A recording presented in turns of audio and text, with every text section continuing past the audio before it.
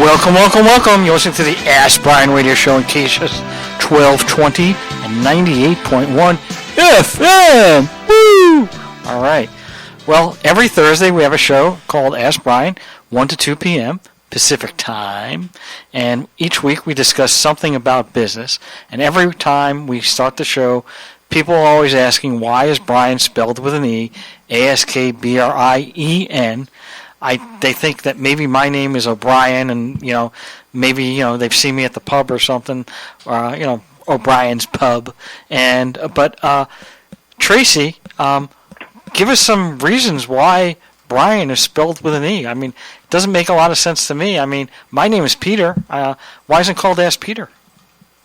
And my name is Traci, that's spelled with an I, so we can't even make sense out of that. Well, and that's actually the first. That's the first initial of our guest today. But go ahead. Oh, even better.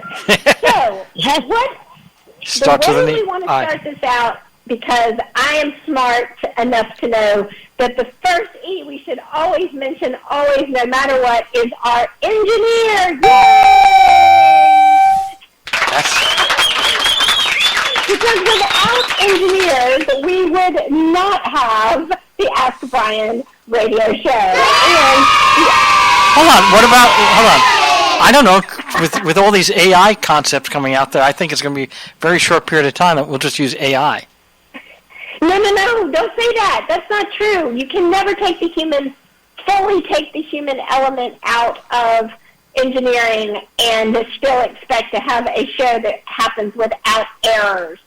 We don't use that E very often because we don't make very many errors. We also are a positive show. Yes, we are. Very. And, okay, so here's the other most important E. They're all important, but our two most important ones I'd like to cover first, and the second one is our experts. Because on the Ask Brien radio show, we interview experts. And experts, by most people's definition, or at least in all the business books that you read and study in school, is that you need to have 10,000 hours in your specific industry or field in order to be considered an expert. And that mathematical formula typically works out as 52 weeks a year, take a couple of vacations, work 40 hours a week in that time period over the course of 5 years, and boom, you've accumulated your 10,000 hours. But Peter, you and I both know that there's a little bit of a racket going on with that, because no entrepreneur who's striving to make their business successful typically will work 40 hours. They'll more feel like it's 400. So we think that window of time is shortened to about 3 years. But it's the amount of time spent that is the most important part, right? That's an amazing logarithm. I wonder who it was named after. Anyway, go ahead. Or who taught it to me. That would be you. And that brings me to the next E, which is education. And you educated me on the formula that I have to repeat every show and get all nervous and raise my blood pressure around getting the math right. I would do something else to raise your blood pressure if that didn't work anyway. So. Yeah, you do. Actually, your presence raises my blood pressure. And that's because it's always so exciting to be your co-host. It's not just excitement. Enthusiasm! Woo! You always show up with so much enthusiasm, which makes it very fun. And and I have a lot of empathy for the engineer being in the studio with you. Well, what about empathy for our guest who just had to have me scream that enthusiasm and excitement into her voice, into her ear, and now she can't hear anymore? What about that? Yeah, I know. I don't even know what to say about that. I hope she still has at least one eardrum left and can hear us as you do a fantastic introduction. Eardrum starts with an E too. Oh, wow. See, I didn't even catch that. Thanks for educating me on that. Okay, we have one more E, and then we're going to meet our fabulous guest. And what is our final E that I love the most, Peter? I'm sorry, but you were not very empathetic, so I don't know if I can give you that E. Empathy is one of our... I can't do the show without it. I was empathetic. I am empathetic. But I'm also going to say it. Grease lightning is... Electrifying. Oh, Grease boy. lightning is electrifying, and so are we. Yay! All right, take it away. Thank you very much. So our guest was actually on the show, but she couldn't complete it. She had an unexpected situation, and we're very glad to have her back. Ira, are you there? Hello? I don't know. Oh, no. Oh, no, I'm here. I'm here. There she is. The engineer must have had an error. Okay. He wanted to hit that E. That was not very empathetic. The truth hurts. The truth hurts. I'm a New Yorker. The poor engineers, the poor engineers are like, we know what you drive, we know where you live. Exactly. So quickly go about your company. It's natural deodorant. What exactly is the product that you're selling? Yeah, so we try to sell all kinds of products now. We really focus on natural body care and the higher end, like luxury natural body care. And because I kept seeing the issue of like it's either natural, so it's really like crunchy and granola-like, or it's really like high end and it's not really natural.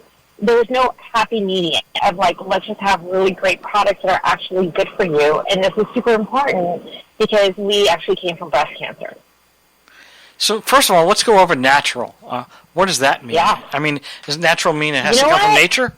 Depending on who you ask, it's got different meanings. To me, it's like I know the ingredients, and I don't want to eat all the ingredients, but they could be food-grade ingredients in the sense of it's not made in a lab. They're natural ingredients. It is made from a flower. It is made from flour, from the earth. It is made from growing. It's not made in a lab with plastics and chemicals. Now, what about packaging? I know this is kind of a curveball here, right? But packaging, I always get concerned with biodegradable or what's it doing to the environment. How does your packaging work? And this is kind of an off the one, so hopefully I didn't throw a big curveball in there. But how does that work? What's your packaging? So our packaging is amazing, and we just released our new makeup wipes. Like our makeup wipes, the actual wipe is made from bamboo and tree pulp. And our deodorant packaging is made from paper, and we have one piece of recycled plastic in there because I think regular paper deodorant is gross because it never holds up. Seriously, that goes back to our crunchy side, right? It just doesn't hold up. And your deodorant's usually in your bathroom where your shower is and it's hot and humid. So we put one piece of recycled plastic in there just to make sure that it holds up and you don't have that gross feeling of trying to put wet paper together underneath your armpit. So even though you told us originally, I want to go back to that. How did you come up with this concept for your company? How did you decide? Right, well, yeah. It originally started when my 3 friends were diagnosed with breast cancer. And their doctors came back and said, it's just as important what you put on your body as what you put in your body. We talk about how important food is and organic and this and that, but nobody realizes that your biggest organ, and by the way, you guys, it's not what you think it is. Your biggest organ is... It's my stomach. Your skin. Right, there you go. So, it's actually your skin, and your skin absorbs everything that you put on it. So a lot of times you could eat great, but if you're in a toxic environment, or, for example, women put 12 different products on their bodies in a day, and all of those ingredients times 12, think about how many toxic products there are that we just put on our skin daily that we don't even think about. But most of that isn't mostly, though, put on the face. I mean, yeah, there's a couple of places here and there. I don't want to get to be anatomical, but pretty much most of it's on the face, correct? And most of it's involving chemicals to kind of make somebody look pretty or better or listen, I'm all for chemicals that make me look younger. But you don't need to look any younger. I don't. It's fabulous. No, but it's actually everywhere. Think about it, right? If you shower, you don't just wash your face; you wash your whole body. So, what's in your body wash? What's in your soap? What's in your shampoo that runs down your body as you wash it off? Right? Well, yeah. I mean, I would think the most chemicals I would put on my body probably are in shampoo, and it probably does cover everything. If I had to guess, But Right. Oh, yeah, because guys do that whole all-in-one thing, right? You do the body wash and the shampoo all at once, right? You guys are brilliant on that. Oh, to be a guy. Oh, to be a guy. well, and don't forget the shaving cream we put on our face. Shaving cream you put on your face. You know, depending on what kind of razor you have, if it's got any kind of plastic coating on it, if there's still anything in there.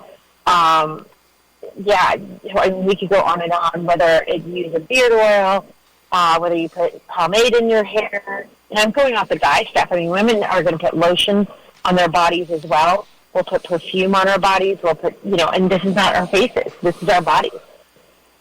Well, yeah, we have more of that rough attitude, I think. But before we get into women female thing, Mel, let's go over the other part of this. So, how does your product help the people that your friends that were in bad situations? How would your product have helped them out? Absolutely. Well, one thing I didn't realize was that I was putting on an antiperspirant every single day. You guys wear those? You guys heard of those? And an antiperspirant. Not our engineer, but everybody else. So you smell awesome all the time, naturally. So antiperspirant is actually an over-the-counter drug by the FDA. And wow. I had no idea that I was. Yeah, did you know that? I had no idea. So now it's CMD and now I got two. Right? Go ahead. So here I am trying to get all clean and eating all organic, and here I'm putting a drug right next to my breast every single day. Wow. And so I try to go natural and try natural deodorant. And Traci, I don't know if you've ever tried a natural deodorant and what kind of experience you had, but it's usually not a good one. And yeah, it wasn't a good one. Just wasn't a good one. I like how you were just quiet. I was like, you know what? I got to tell you, if she had a good one, she'd be like, oh, I love mine, but it's usually silent. Right? It's like you smell like an onion, or should I? I was like worried, like would I be insulting if I said that was just a horrible experience? Oh, it sucks. I was buying every natural. I think I bought the whole wall at Whole Foods. Like seriously, and nothing worked. I was either smelly, I was getting a rash, like it was just horrid. Right? And I finally said, you know what? I give up. It was probably a year of just buying every natural deodorant I could get my hands on. And so a friend of mine's like, well, why don't you make it? And I'm like, because that's gross. Like, you make deodorant in your kitchen? And she's like, yeah. I make spaghetti there. Make it. Right? But it was kind of like the same thing. It was like making a soup. It was really kind of interesting. And it solidifies into a stick. And so I did.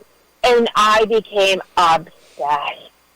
You guys, obsessed is like an understatement. You came to my house, I gave you a glass of wine, and then I had your two armpits. But, and then, don't forget, you have two armpits. You got one Formula One and one on the other. And I became pretty much a mad scientist. And when I thought I got onto a very good recipe that I had made, I gave it to a friend of mine who was going through an early onset menopause from chemo. And she was a wreck. Like, she didn't want to leave the house because she was just smelly. And she called me crying. And she's like, I don't know what you put in here, but, like, I don't smell. I smell good. She's like, I left the house. My husband will talk to me. My kids are not avoiding me. Like, this is huge. And I'm like, okay, wait a minute. Are you telling me I just solved a problem? Hello, entrepreneurial mind, right? I'm like, how do I scale this thing, right? And I had a business before that I sold well too. So I'm like, okay, hold on, this is idea number 2 or 2022, who knows? And I was like, okay, let's make a business. Like, let's make this better.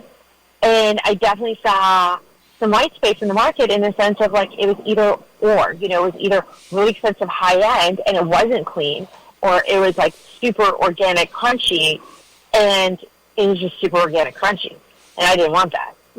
I wanted somewhere in the middle, like a really nice product that you're going to look at, and you're not even going to think about it's natural.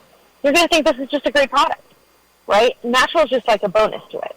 And then you're not putting a drug on your body or your children's bodies. I have 3 teenage daughters, and it just kills me that 1 in 8 women are diagnosed with breast cancer, and this is something so simple just to remove off the body. It's one less toxin that your body has to ingest, basically. So I don't want to get too technical on the medical side. Do you know what has been linked? Is it alcohol, or what is the linkage that you're aware of, if you know of any reports of what is the linkage that may be a reason? It's not the definite reason, but a reason that's causing the breast cancer. Well, unfortunately nowadays, I know all too well about breast cancer because I was diagnosed a year ago. Oh no, that's horrible. Yeah, no, listen, survival rates for breast cancer are 95%. It just sucks to be a woman. Like, we have to have our periods and we go through menopause. And, by the way, 1 in 8 of us are going to get breast cancer now, too.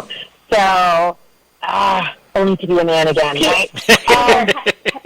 Peter, how much empathy do you have right now? I just want to know, how much empathy do you have? The tears are coming down my eyes. Oh, my God, the violin's playing in the background. Jeez. But you know what, though? So I know all too well. One of the things that they ask you about, that they tell you, basically, weight is a big issue with breast cancer because fat cells actually give off hormones. And 85% of breast cancer is hormonal. Just an FYI. So when our hormones go crazy, we're not only going mental on the guys around us, but our body's going mental as well. And that does lead to breast cancer. And there's so many things that can mess your hormones up. And some of those are parabens that are,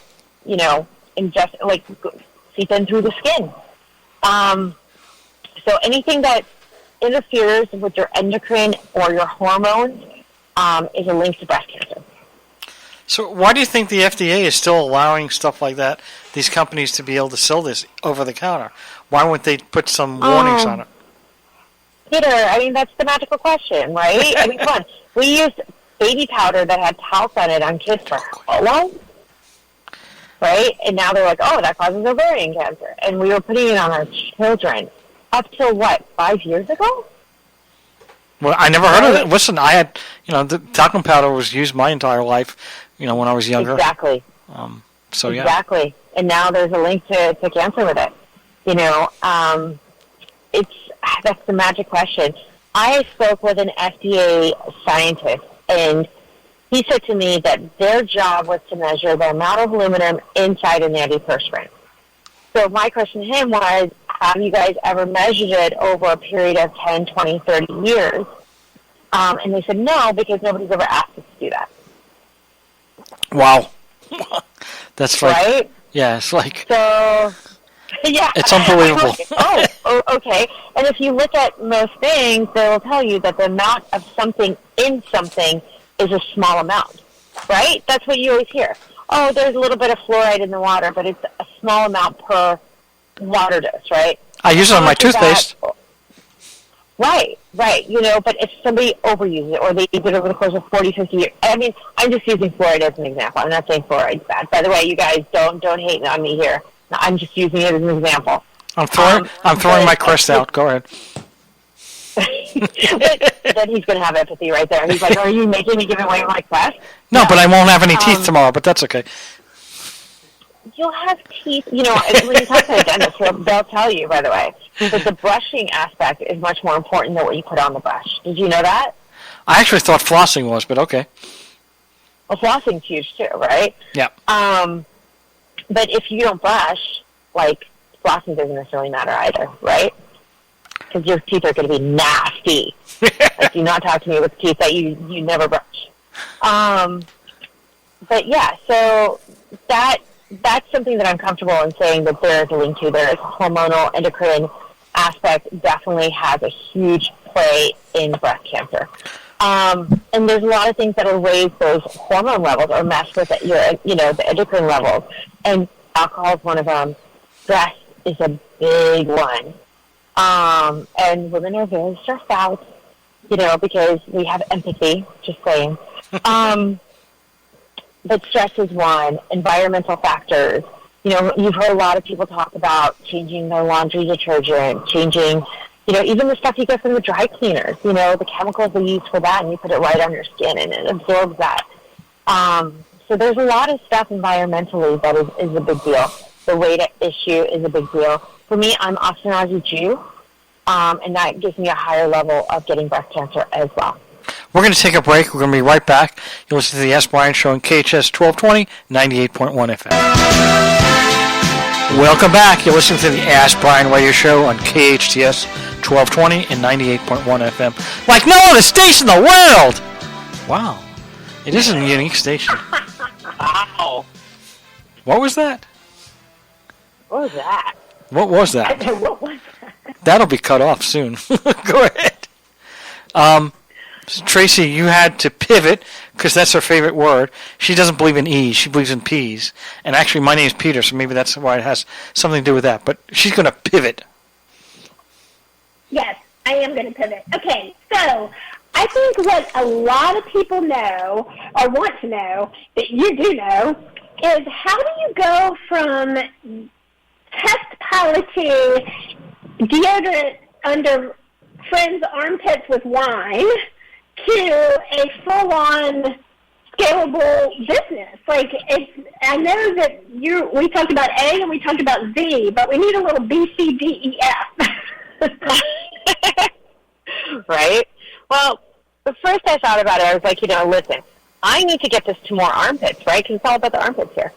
How do I scale it to get to more armpits? And, e-commerce is just starting, and I could barely program my phone, so I wasn't going to go down that route, even though it's probably smarter looking back. But I lived in Las Vegas, and we had all of these spas that on the Strip.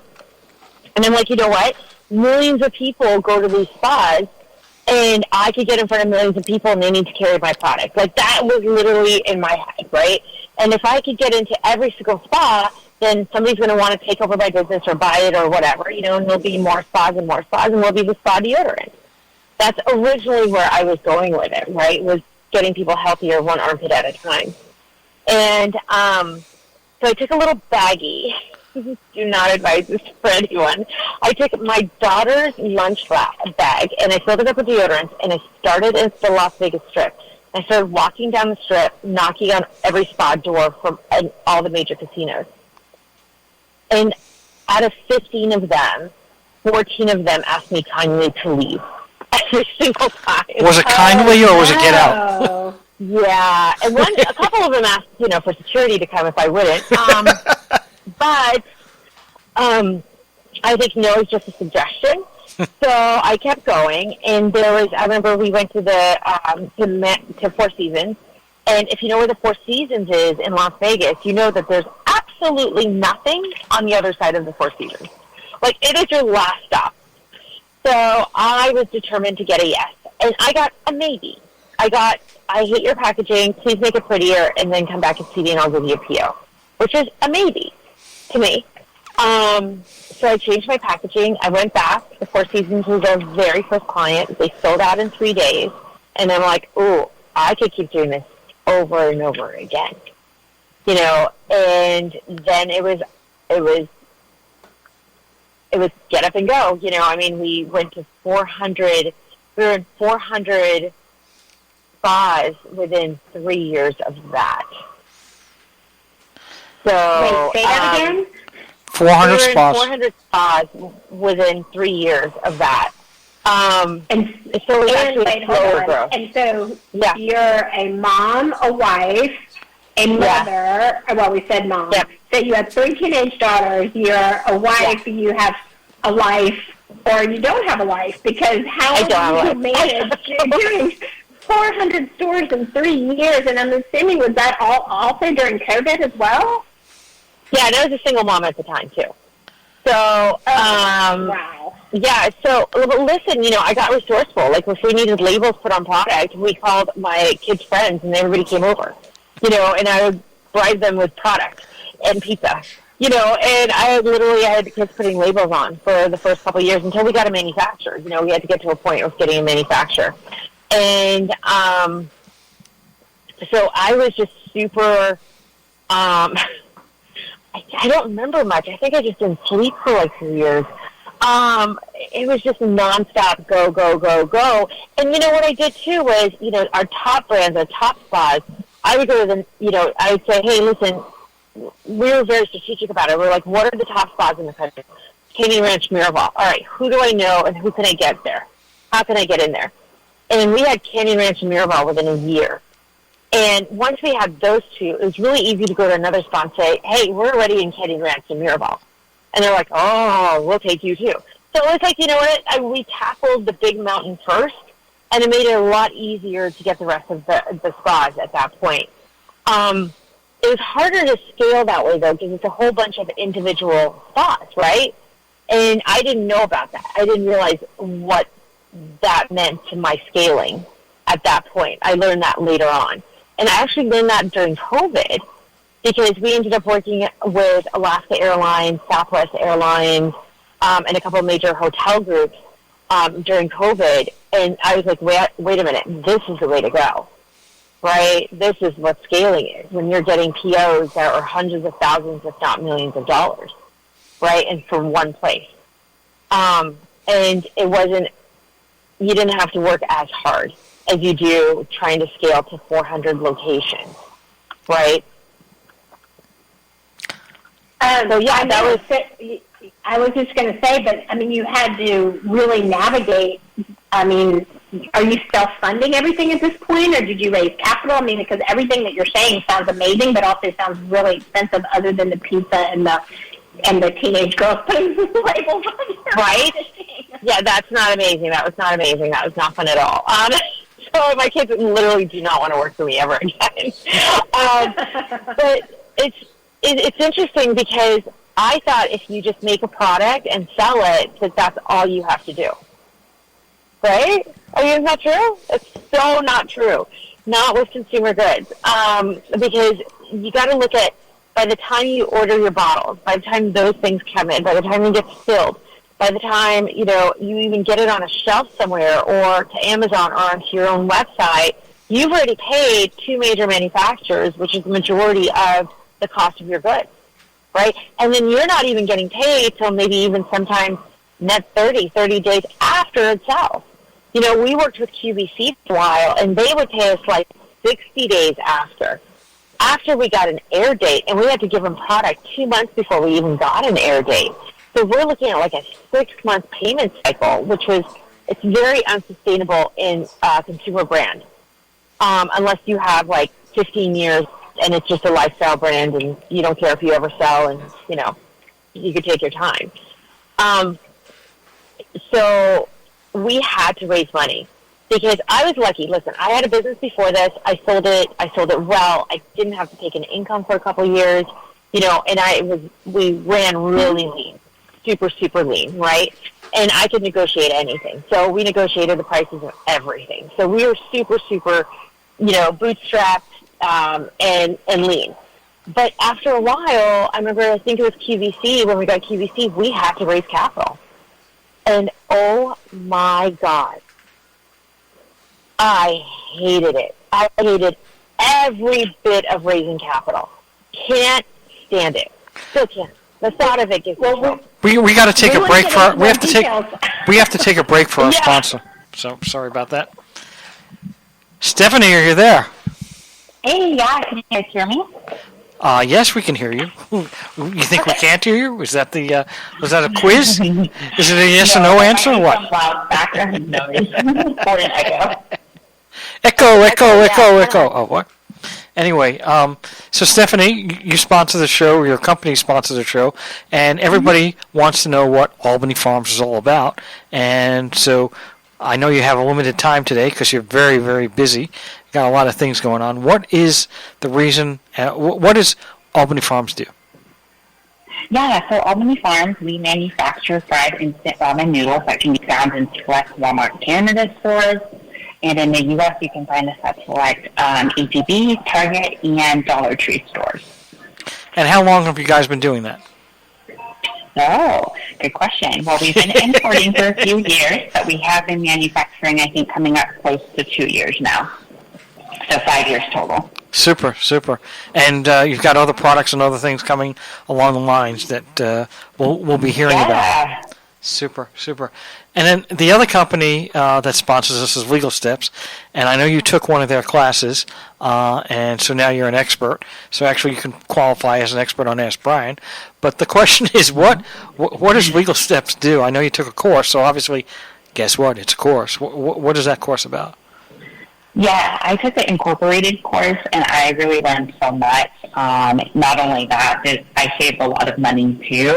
It was simple, effective, and it walked me through all the steps to learn about that process in particular. But Legal Steps is basically a do-it-yourself system to handle various legal issues like forming a business in California or even registering a federal trademark. Like I said, it will save you lots of dollars, lots of money, and it will leave you feeling empowered, too. So I highly recommend it to entrepreneurs starting out that don't know where to begin. I like that word empowerment because that way it's always easier to teach somebody how to fish than to give them the fish, and then how are they going to get their second fish, right? So it's always a good concept. Exactly. Well, thanks a lot. I know you're very busy. I know you got another meeting that you're in the middle of, so thanks for taking the time, and we'll be speaking with you next week. Guys. Thanks. Have a good one. Bye. Thank you. And back to the show. Well, I think we were just starting to get into a topic that our audience never tires of because everyone who is bootstrapping a business, who knows they have, you had proven a track record with your sales, with your vendors, with, you have this really big opportunity to grow, but you have to build that bridge in cash flow. And like you were saying with QVC, I mean, that's a major commitment on so many levels. So raising capital is what it sounds like at your part of the journey story was that it was inevitable. It had to happen. What were some of the pitfalls, and then what led to that big first coup, if you will? Yeah, so, we had to do it just for cash flow purposes. It wasn't that we weren't selling or anything like that. It was just to get, the more you grow, the more you really do have to spend. And, I didn't come from a venture capital background, right? You're talking, I'm a mom, right? And I did have a small business, but it had nothing to do with venture capital whatsoever. So I would go to these places, and everybody in there is like 25, right, with their hoodies. And they're like, pitch your staff. And I'm like, pitch? What pitch? Oh, don't you have a deck? What's a deck? Like, I had no idea, right? So I figured out how to put a deck together. I literally went to UNLV, to the college, right? And I'm like, who knows how to do a deck? What does it look like? And once I saw it, I was like, okay, I could do this, right? And I watched some pitch competitions, and I'm like, oh, that was a piece of cake. So we started doing pitch competitions, and I'm like, okay, so then people start giving you money, right? And I'm like, no. I mean, literally, it's so crushing. I mean, I would pitch, and people would be like, yeah, that's a great hobby. Thanks a lot. And literally pat me on the back, on the back of my head. Or, they'd crush my dreams by lunchtime, and then dinner time tell me that, this is useless. I mean, you have to go through, 50 to 60 people just to get, one or two yeses. So you're getting 45 no's, and everybody's got an opinion on your business as well. And then trying to get in front of those people. Where do you find them? Right? Everybody's like Silicon Valley, or everybody's trying to go for the guys in Silicon Valley. Or I would get these lists that were 400 names, and they were like, call all of them. And what? You're just cold calling people, asking them to invest in, your life dream, right? And they're going to tell you that it's stupid. I mean, it was just I even had, and I'm sorry, guys, but this really did happen. Somebody said, bring a man into the meeting. So I asked one of my buddies to go with me, and they directed all the conversations to him. And, or I had other friends that we would go in and pitch at the same time, and they would ask the guys all these technical questions, and then they would ask me, and it was funny, between our two businesses, mine was actually the cash flow positive one, right? And they would ask them all these technical questions, and they would get really techie with them, and with me, they would look at me and be like, no, I should ask my wife what deodorant she wears. So I'm like, when does your wife make decisions in your venture fund? I'm like, okay. And I wouldn't get asked any technical questions. What is my, addressable market? Who's really looking for this? Who are your competitors? Very few questions like that. So it was a real learning curve. What I found, and any founders that are listening, was easiest way to find people to invest in your company is to talk to other entrepreneurs. I got to tell you guys, the entrepreneur community was awesome. My friends that had businesses were like, hey, let me introduce you to my VC, or let me introduce you to the angel that invested with me. I got so many amazing introductions from other entrepreneurs, and those were the majority of people that ended up investing with us. And after we did it, after I raised capital the first time, the second, we had to do a little bridge round one more time. It was much easier to do. Still don't like it, but it was much easier to do. And so anybody who's out there, if you don't know where to begin, find somebody who's had a company that people invested in, right? And it wasn't just like their dad invested in. Well, actually, I take that back. Even if their dad invested, ask them who his friends are, because a lot of times investors invest together, So it can be a warm introduction to a group of people that will invest. So that's what I found. But it took me a good 6 months to figure that out. And it was a painful 6 months, of like, no, no, all day long. Until we really got it down. We're going to be taking a break, and we'll be right back. You're listening to KHTS 1220 and 98.1 FM. Well, we're back, KHTS 1220 and 98.1 FM with the Ask Brien Show, and going to our last 6.5 minutes. Here we are. Traci, you had some questions for Ira regarding how people can contact, connect, and get discounts. So how is that going to work? Yes, absolutely. So we love learning so much about your product, and I know there are a lot of people out there who want to sample it, buy it, get it for their sisters, their mothers, their daughters. What is the best way for people to connect with you and connect with your product? Well, I'm so glad you asked. Our website, we actually just launched a new website. And it's freedomdeodorant.com or freedomdeo.com, short for deodorant. So if you check out our website, our new natural makeup wipes are out. They're amazing, or they'll be coming out. Made with bamboo and tree pulp, all clean ingredients, makeup wipes, great to grab with you. They're individually packed, so you can take them on vacation and not worry about them drying out. Because girls, we've all been there. We've had to add water to it. And Peter, I know you really have makeup wipes in there. I know you do. Excuse me? And that's with an E? and our deodorants. And our deodorants are unisex, you guys. So men love our bergamot mint, our cocoa, and our unscented deodorant. Men really love the unscented deodorant. And by the way, our number one seller for the guys and the girls, okay, is our eucalyptus shower spray. It is pure eucalyptus. Yes, exactly. And it begins with an E. It does. It does. Because our code is Brien with an E, 25. Brien with an E, 25. Spelled BRIEN 25. That's my age. Oh, wow. Mine too. Yeah. I'm not even... If y'all are going to lie, I'm just going to let you lie, but I'm not going to lie. It's not my age, but it is a hell of a promo code. I mean, what the heck? This is heck of a promo code. Part of my age. Oh, Traci, it's part of it. There's 25 years in there somewhere. There is. I have 25 years of my age, too. Okay, listen, everybody, if you have just enjoyed this so much, but you don't have a pen to write all of that great information that we just said down, make sure you go to our podcast, which, again, is the Ask Brien podcast on all the listening platforms, which Spotify, Apple, iHeart, all the places where you find your favorite podcast. You'll find the Ask Brien podcast, and you will also find links. So you will be able to go to the show notes of the podcast. We're going to link freedomdeodorant.com. In the show notes, we are going to put the Brien25 code in the show notes, so you can not only order but share the podcast with your friends.